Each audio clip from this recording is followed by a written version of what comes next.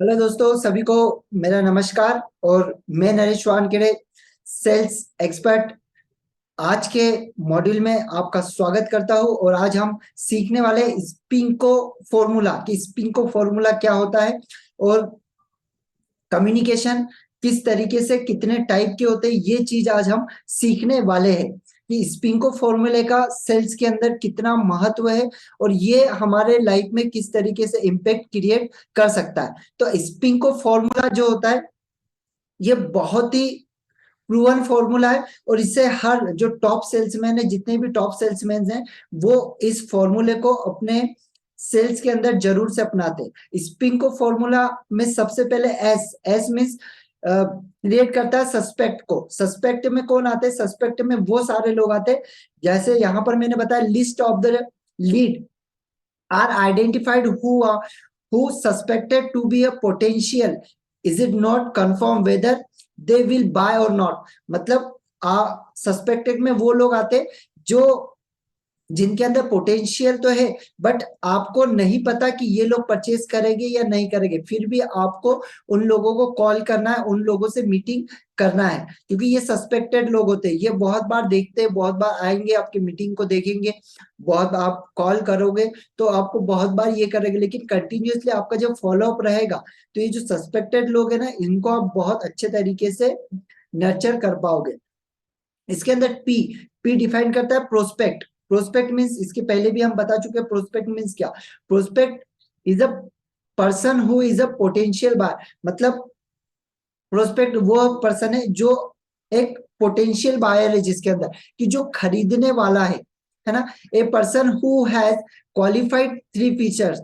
मतलब ऐसा पर्सन जो हमने जो थ्री फीचर्स जो बताए, वो थ्री फीचर्स, तीनों के तीनों फीचर्स के अंदर वो क्वालिफाइड होता है, जिसे जिसके पास मनी भी है, जिसे जरूरत भी है और उसके पास में अथॉरिटी भी है। तो ऐसे पर्सन को कहा जाता है हमारे परफेक्ट प्रोस्पेक्ट। और ये आते हैं प्रोस्पेक्ट के अंदर, ये हमारे परफेक्ट प्रोस्पेक्ट आते हैं। इनको बहुत अच्छे तरीके से नर्चर करना बहुत जरूरी है। थर्ड होता है अप्रोचिंग। अप्रोचिंग के अंदर कौन आता है? you go and meet the client, identify during the prospecting। मतलब प्रोस्पेक्टिंग के दौरान जब हम किसी क्लाइंट से मिलने जाते हैं तो उसे हम आइडेंटिफाई करते हैं। जब हम उससे मिलने जाते हैं किसी क्लाइंट से तो हम उसको प्रेजेंटेशन के द्वारा आइडेंटिफाई करते हैं। The meeting can happen virtually. जैसे हमने जब उससे मिलने गए, उससे अप्रोचिंग की हमने, ठीक है, और पहले मैंने बताया अप्रोचिंग के बारे में, बहुत डीप गया हूं। तो अप्रोचिंग हमने की, तो अप्रोचिंग कितने तरीके से हम कर सकते हैं? सबसे पहला कर सकते हैं किसी वर्चुअल मीटिंग के द्वारा, वीडियो कॉल के द्वारा या फिजिकली मीट के द्वारा या टेलीफोनिकली। इस तरीके से हम अप्रोचिंग कर सकते हैं। सबसे पहला होता है सस्पेक्ट, सेकेंड होता है प्रोस्पेक्ट, थर्ड होता है अप्रोच, एंड फोर्थ होता है यहाँ पर जिसको कहा था N N for negotiation. Negotiation means क्या? Remove difference us and prospect. मतलब हमारे और प्रोस्पेक्ट के बीच में जो डिफरेंशिएशन है, जो दूरियां है, उस दूरियों को कम करना, this is the negotiation. It can make sale और ब्रेक सेल। ये क्या करता है कि सेल को जो ब्रेक करने वाली जो चीज है उनको दूर हटाता है। जो सेल्स, हमको सेल्स करने में जो प्रॉब्लम आएगी उनके और हमारे बीच में जो दूरी है, जो हमारे प्रोडक्ट और इसके बीच में जो दूरी है, वो दूरी को कम करने का काम करता है हमारा negotiation. And the involve negotiation with the client on the pricing aspect the term and condition of an agreement. मतलब जो भी हम उससे, जो भी हमारा प्रोडक्ट है या जो भी सर्विस है, उसके बारे में जो प्राइसिंग हम उसे उन्हें बता रहे हैं, जो टर्म्स एंड कंडीशन है, उस टर्म्स एंड कंडीशन को एंड उस एग्रीमेंट को फिलअप करना, this is a negotiation. This is not a closing, this is negotiation. Negotiation means क्या हुआ कि हमने हमारे उनके बीच में जो दूरियां थी उससे खत्म किया, जो प्रोडक्ट और उनके बीच में जो अंडरस्टैंडिंग थी उस अंडरस्टैंडिंग को हमने बढ़ाया। अब उसके बाद में हमने क्या किया, ऐसे हमारे जो टर्म्स एंड कंडीशन है वो उन्हें बताए, प्राइसिंग उनके सामने डिस्कस की, एंड एग्रीमेंट हमने फील किया कि सर हाँ ठीक है, आप ये एग्रीमेंट जो है उसे फील कर दीजिए, जो भी कागजाई कार्रवाई होती है उसको आपने फील करवाया। फिर आता है क्लोजिंग।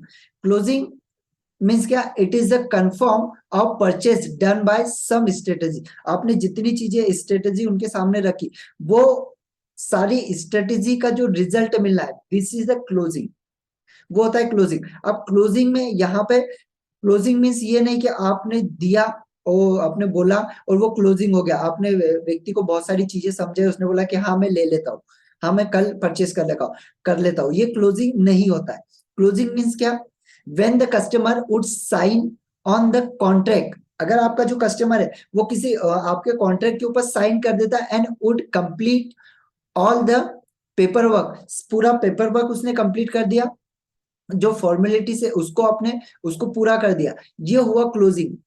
ठीक है, मतलब यहां पर भी पूरी तरीके से उसने आपको मनी नहीं दिया, आपके हाथ में पैसा नहीं दिया, आपके हाथ में चेक नहीं दिया, केवल जो भी पेपर वर्क है उस पेपर वर्क को उसने पूरा किया, और इसी को अधिकतर लोग क्लोजिंग मान लेते हैं। ये क्लोजिंग नहीं है। क्लोजिंग मीन्स, यहाँ पे देखिए मैंने बताया क्लोजिंग लास्ट में जो है वो है ऑर्डर। ऑर्डर मीन्स क्या, order means this is the last stage. जैसे अधिकतर लोग लास्ट स्टेज किसको समझ लेते हैं, वो लास्ट स्टेज समझ लेते हैं क्लोजिंग को। This is not a last step, last step is the order.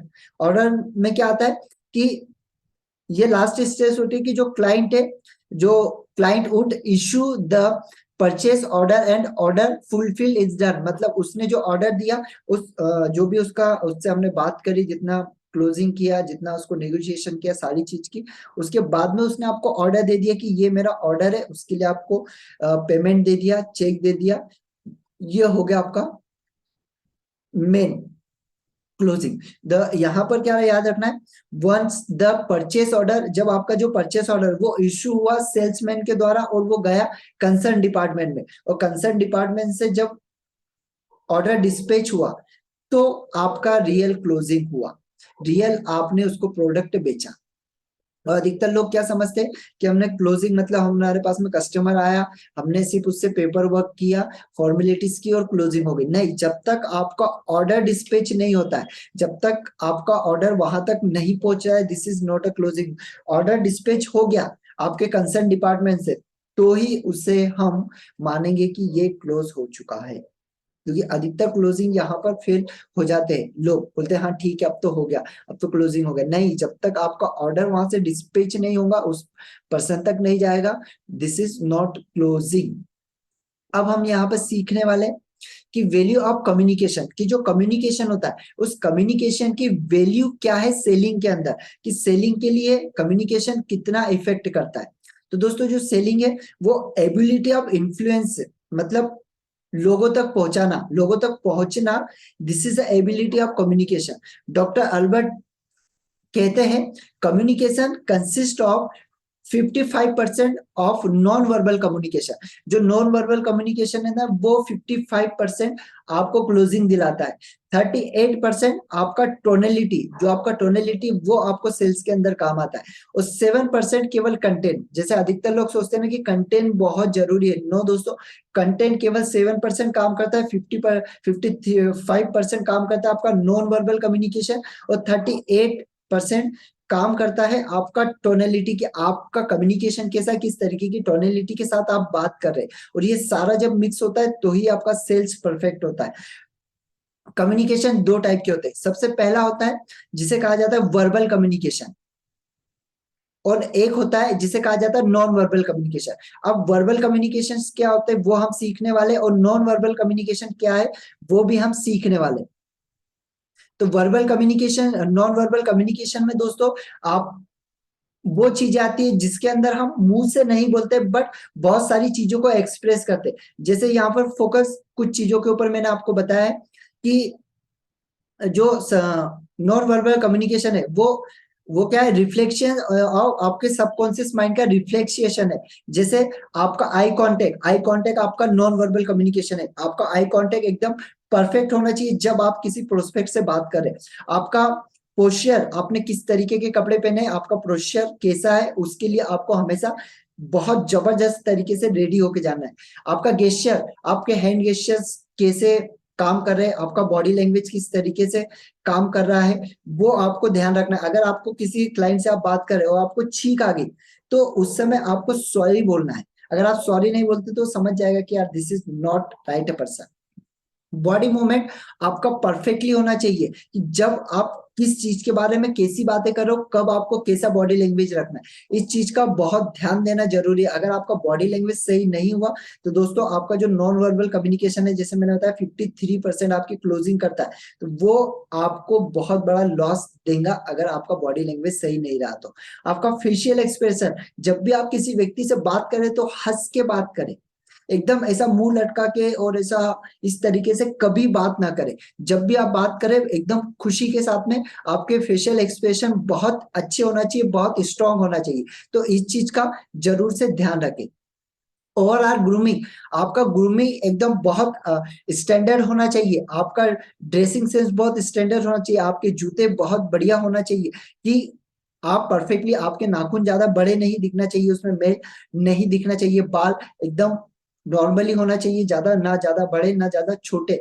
तो बाल आपके अच्छे होना चाहिए, मतलब प्रॉपर ओवरऑल 100% आपकी ग्रूमिंग होना चाहिए। This is a non verbal communication. इसमें आपने चार्ली चैपलिन को देखा होगा, चार्ली चैपलिन की बहुत सारी आपने इस मूवी देखी होगी, बहुत सारी उनकी, जो आजकल बहुत सारे लोग उनको पसंद करते हैं। तो वो क्या करते थे, वो मुंह से कुछ भी नहीं बोलते थे, लेकिन उनको सारी उनके जो एक्सप्रेशन है, एक्सप्रेशन से वो लोगों को हंसाते थे। अब बीन्स को देखिए, बीन्स क्या करते हैं, बीन्स कुछ भी आवाज नहीं निकालते अपने मुंह से, 1% भी उनकी टोन नहीं निकलती, बट उनके जो नॉन वर्बल कम्युनिकेशन है वो इतना परफेक्ट है कि उसी के बदौलत वो लोगों को इतना हंसाते हैं, और आज वर्ल्ड के अंदर ये फेमस है केवल नॉन वर्बल कम्युनिकेशन के द्वारा। और ये सबसे बड़े उदाहरण है दोस्तों यहाँ पर आज। And verbal communication, verbal communication क्या आता है, वर्बल कम्युनिकेशन के अंदर आता है कि आपका प्लीजेंट कैसा है, आप कंफर्टेबली उनके साथ में बात कर पा रहे या नहीं कर पा रहे, कहीं आप बहुत ज्यादा हाई तो नहीं बोल रहे, कहीं आप बहुत ज्यादा लो तो नहीं बोल रहे, ये चीज का हमेशा आपको ध्यान देना है। तो वर्बल कम्युनिकेशन बहुत काम करता है, और ये डेफिनेटली आपका जो non verbal and verbal communication है ये आपकी क्लोजिंग को बहुत तेजी से बढ़ाता है। तो इस चीज का बहुत ध्यान रखें कि जब भी आप सेल्स लाइन में हो तो आपका कम्युनिकेशन के ऊपर काम करना बहुत जरूरी है, इसकी प्रैक्टिस करना बहुत जरूरी है। और ये कैसे होगा, आप जितने ज्यादा क्लाइंट से आप मिलोगे, जितने ज्यादा क्लाइंट्स के पास जाओगे, उतना ज्यादा आपका कम्युनिकेशन स्किल बढ़ेगा। बट उसके अंदर आपको हमेशा नोट करना है कि हर बार उसके अंदर इंप्रूवमेंट आना चाहिए कि आपने कहाँ पर गलत बोला था और कहाँ पर सही बोला था। जहां पर गलत बोला था उसके अंदर आपको सुधार करना है, हर बार कम से कम 1% का सुधार करें, उसके लिए प्रैक्टिस करें, मिरर के सामने जाए, ज्यादा से ज्यादा प्रैक्टिस करें। डेफिनेटली आपका कम्युनिकेशन बहुत स्ट्रांग हो जाएगा, और कम्युनिकेशन स्ट्रांग हो गया, सेल्स स्ट्रांग हो गया, तो कोई भी प्रोडक्ट रहने दो दोस्तों, आपका सेल्स सारे रिकॉर्ड तोड़ने वाला है, सारे रिकॉर्ड तोड़ने वाला है। और स्पिंगो फॉर्मूला जो आपको बताया, उस फॉर्मूले को जरूर से अप्लाई करें, और उसका रिजल्ट आपको डेफिनेटली बहुत अच्छा मिलने वाला है। Thank you very much, thank you. मिलते हैं एक नए मॉड्यूल के साथ में, थैंक यू।